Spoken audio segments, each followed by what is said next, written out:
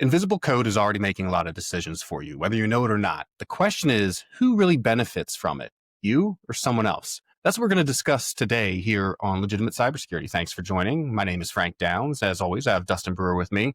And there's been a lot of stuff in the news recently, and let's be honest, over the last few years about the different types of code that kind of guides our day-to-day business, right? And I think it's really interesting because, Dustin, for example, the phrase I like to apply for this type of situation that you hear a lot is, if you're not paying, you're probably the product. And I think that has been kind of highlighted a lot in a lot of these free to use services that have been changing subtly over the years. And this has become kind of dubious when it comes to the intentions of organizations that provide these codes. For example, I don't know if TikTok is ever going to leave the United States despite a whole, act of Congress saying it should, because the whole implication there is that it is conducting some kind of psyops warfare against everyone in the United States on behalf of China. Now, whether that's true or not, I haven't seen anything that has specifically pointed it out. However, I can say that we've seen a lot of examples, and even with our podcast here, we're given a lot of leverage on how we can kind of influence organizations and influence people,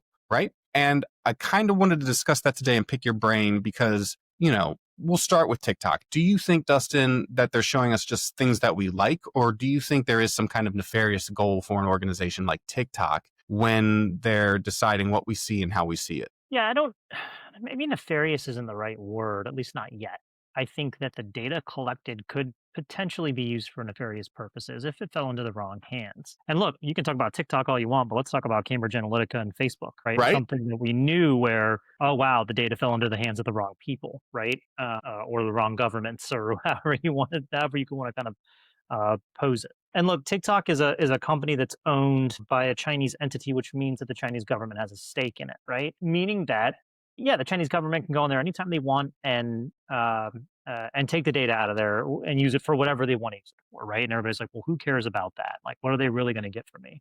But look, it's the same argument that we use for every technology, where it's like, you and I both have had our personal data for the past 10 years of our life, and actually probably closer to 15 or 20 years of our life, be completely taken away from us because of the OPM breach, right? In the most intimate way, too, because those 6 forms are probably the most comprehensive forms you can fill out about your life, where you've lived, how long you've lived there, who you know, what they know, things along those lines. And all of those are compromised during the OPM hack.